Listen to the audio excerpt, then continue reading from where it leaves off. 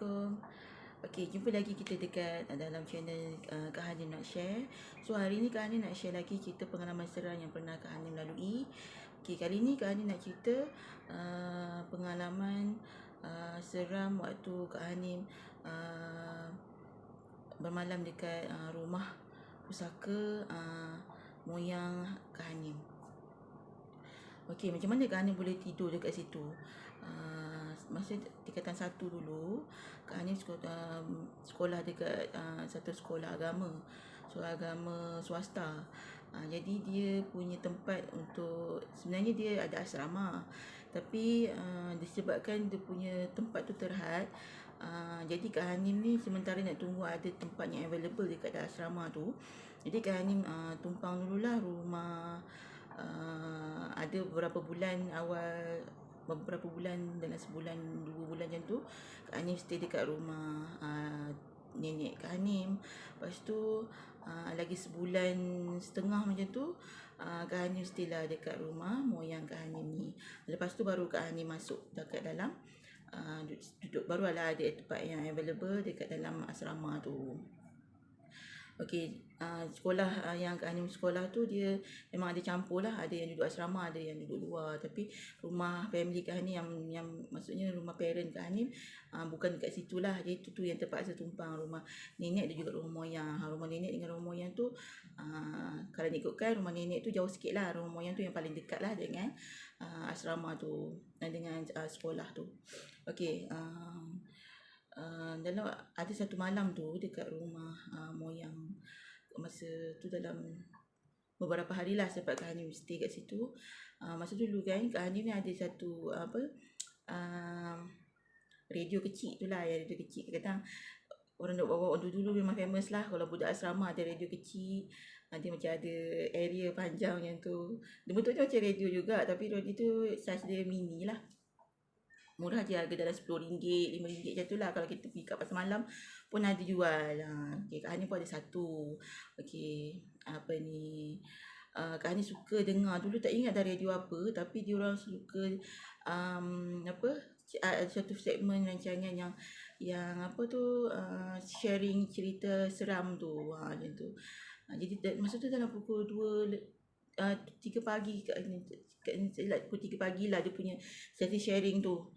Jadi Kak Hanim dengar lah. Masa tu dekat rumah nenek moyang, dekat rumah moyang Kak Hanim tu, Kak Hanim tinggal berdua je. Sepatutnya dia duduk moyang Kak Hanim tu stay berdua dengan Tok Teh Kak Hanim, arwah Tok Teh Kak Hanim, arwah dulu dah arwah lah.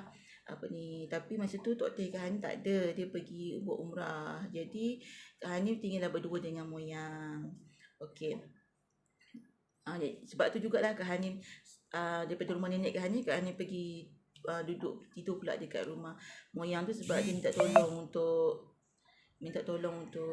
ni lah, nak stay lah untuk teman dia kan. Jadi Kak Hanim tidurlah kat situ sementara tunggu nak masuk asrama tu. Okey, satu malam tu Kak Hanim tengah dengar cerita. Satu lagi Kak Hanim lupa nak cerita. Kak Hanim tidur satu bilik dengan moyang tu. Kak Hanim tidur kat atas katil queen. Moyang Kak Hanim tidur dekat bawah sebabnya dia tak suka tidur katil queen tu, tilam dia jenis spring. Orang tua kan dia sakit pinggang, dia cakap dia tak suka yang bumping-bumping macam tu kan. Jadi dia tidur kat bawah. Jadi Kak Hanim tidur kat atas. Okey, masa Kak Hanim malam tu, Kak Hanim dengar cerita tu kan, suasana ni dah seram dah, kita tengok orang sharing cerita hantu kan. Tiba-tiba waktu Kak Hanim dengar tu, Kak Hanim dengar sayup-sayup, dengar orang bunyi suara perempuan menangis, mendayu-dayu macam macam tu, macam merintih tu. Kak Hanim, lepas tu Kak Hanim ingatkan moyang Kak Hanim tidur. Jadi Kak Hanim ni macam apa bunyi tu kan. Lama bunyi macam Kak Hanim betul ke kan? Kak Hanim kata kan. Lepas tu Kak Hanim cuba tutup, bagi slow down lah radio tu, tutup lagi. Lepas tu maksudnya jelas lah bunyinya. Macam tu, bunyinya tu datang daripada belakang rumah. Belakang rumah Kak Hanim tu ada satu pokok kekabu. Rumah moyang Kak Hanim tu ada satu pokok kekabu besar tinggi lah. Bunyi tu datang daripada belakang tu, daripada situ lah bunyi dia. Dan memang nak keadaan bilik Kak Hanim tu, bilik yang Kak Hanim tidur tu, dia punya tingkap tu memang ada maksud bilik belakang lah. Bilik rumah tu 2 tingkat. Lepas tu bilik tu dekat bawah, maksudnya separuh 1/3 daripada bilik tu di bawah tangga. Bilik tu macam bilik biasalah dulu kan, rumah kampung kan, asalnya rumah papan kat atas.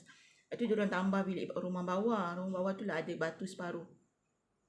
Macam belakang ada bahagian dapur tu masa tu dia separuh juga lagi. Depan tu dah full batu.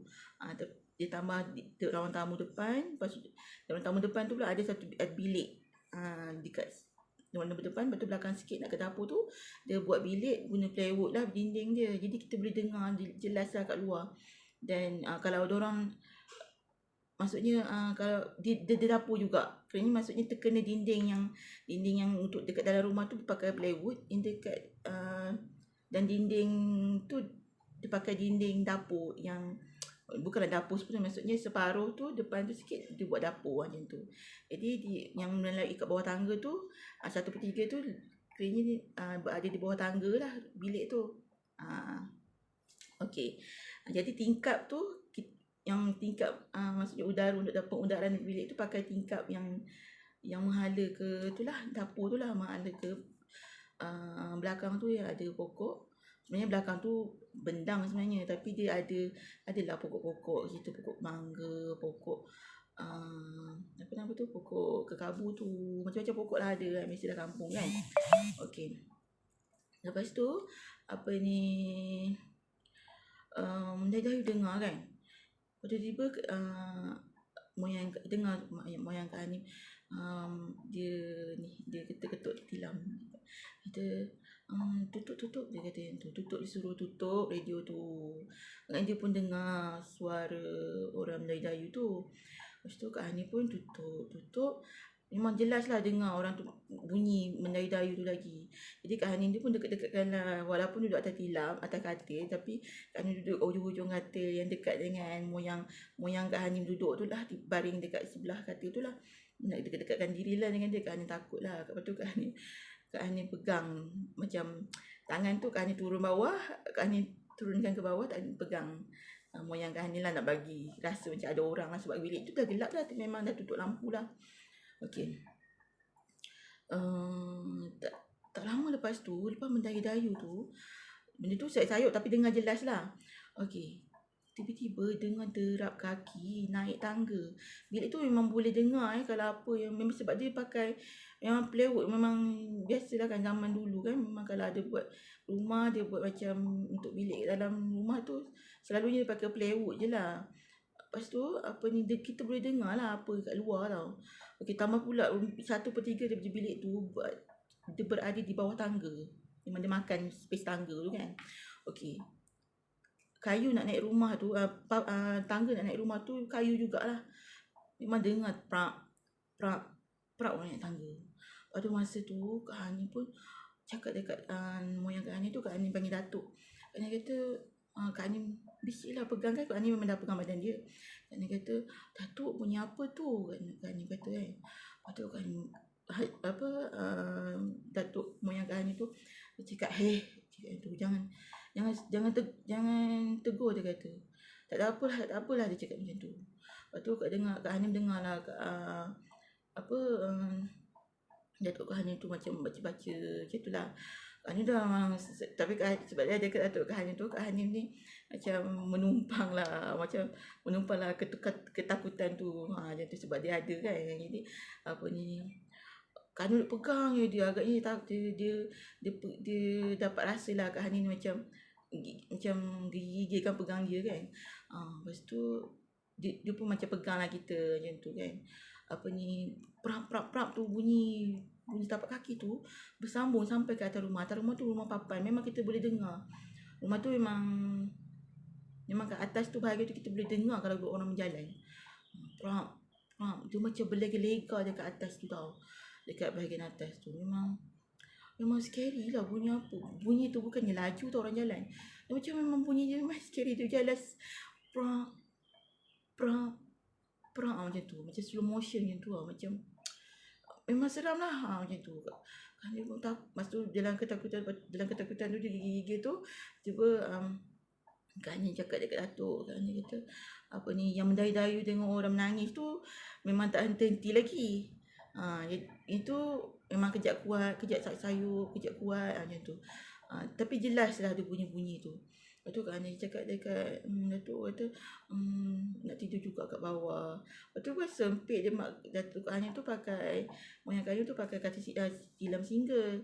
Dia cakap tak boleh, tak payah. Dia kata jangan takut, dia cakap macam tu. Lepas tu Kak Ani tak, macam nak nangis dah Kak Ani masa tu. Ya Allah, memang tak boleh nak berpeluh-peluh, takut lah. Sebab kita tak biasa tau. Lepas tu Kak Ani takut kan, dia kata macam tu kan, macam nak nangis macam tu. Lepas tu dia kesian agaknya Kak Ani. Lepas tu dia naik atas katil. Lepas tu Kak Ani bertidur peluk dia je. Tak sedar dah bila Kak Ani, dan Kak Ani pun tak perasan masa Kak Ani terlelap tu benda bunyi tu ada lagi ke tak. Tapi Kak Ani benda terlelap lepas moyang Kak Ani duduk naik atas katil tu. Dan alhamdulillah lah, sebenarnya takut juga kalau perompak ke apa kan, tapi bila esoknya bangun, Kak Ani sajalah tengok siasat lah kan. Sebenarnya tak ada apa-apa, macam tak ada apa-apa lah macam tu. Dan sebenarnya Kak Ani pun tak berani nak tanya-tanya sangat dengan moyang Kak Ani. Sebab dia tengok macam dia buat biasa je. Kak Ani rasa benda tu macam mungkin dah biasa kot. Jadi, dan kebetulan pula malam tu adalah malam Jumaat tau. Masa tu dia main setting Kak Ani kata, apa benda tu cik tu kan, memang menjadi timbulkan satu tanda tanya lah. Macam moyang Kak Ani ni, dia tak suka cakap pasal benda-benda bila kita tanya dia. Biasalah orang tua kan, dia macam malas, dia tak layan lah sangat, macam jangan cakap mengarut macam tu. Datuk Kak Ani ni, moyang Kak Ani ni macam tegas sikit orang dia. Tapi dia baik, saya macam penyayang lah orang dia. Esok pagi tu dia dah bangun, maksudnya Kak Ani bangun tu, moyang Kak Ani tu dah siap-siap, dia tengah buat sarapan kat dapur. Masa tu Kak Ani bangun lewat sikit lah, dalam pukul 6.30 macam tu. Mungkin dia bangun awal lagi lah. Dan beranilah moyang Kak Ani tu, mungkin sebab rumah dia kan, memang. Dan rumah tu sebenarnya rumah pusaka lah. Datuk Kak Ani ni dia kiranya dia asal dia memang bukan orang Malaysia lah. Dia tu merantau dengan parent dia daripada Banjarmasin. Jadi rumah tu memang daripada rumah bapak dia dululah, yang sampai Malaysia dia memang dia stay kat situ, buat rumah dekat tanah tu. Dia duduk kat situ. Ini kiranya rumah tu memang dah lama lah. Dan sekarang ni rumah tu pun dah dirobohkan, sebabnya dah tak ada siapa-siapa duduk. Rumah atas tu pun macam dah apa, anak-anak kan, tak ada orang duduk kan, dah tak jaga. Mula-mula lepas moyang Kak Ani tu meninggal, tinggal Tok Teh tu anak dia lah, stay kat situ. Lepas tu dia pun jatuh sakit. Lepas dia maksudnya masa dia jatuh sakit tu, dia tak duduk situ sebabnya dia tak boleh duduk seorang lah kan. Jadi dia stay di rumah adik dia, rumah maksudnya Tok Cik yang lelaki lah, adik dia lelaki duduk rumah situ. Dia stay dekat rumah adik dia. Rumah tu dibiarkan kosong. Lama-lama rumah tu macam dah tak terjaga. Jadi adik-beradik dia decide untuk robohkan rumah tu kan, daripada takut nanti ada macam bersarang apa-apa ke, macam tu lah kan. Jadi rumah tu dah tak ada dah sebenarnya. Tapi itulah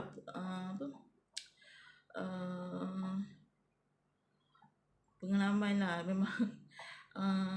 Alhamdulillah Kak Ani tak nampak. Dan Kak Ani selalu berdoa lah, memang tak nak nampak sebenarnya. Kak Ani tahu Kak Ani ni kalau nampak mau pengsan rasanya. Kak Ani memang tak penakut juga sebenarnya. Tapi itu memang memang kalau tahap benda tu mengusik Kak Ani memang teruk lah. Memang kan ketakutan sangat lah. Nasib baiklah Datuk Kak Ani tu dia macam faham lah. Jadi Datuk Kak Ani tu dia berani lah. Jadi dia tenangkan kita tu, dia maulah naik atas, dia layan jugalah cicit dia ni kan, yang penakut ni kan. Itulah last rasanya lepas tu Kak Hanim dah dapat, kiranya tak lama lepas beberapa hari tu Tok Teh Kak Hanim balik daripada umrah. Lepas tu terus Kak Hanim pindah pergi masuk asrama. Okay, so sampai sini.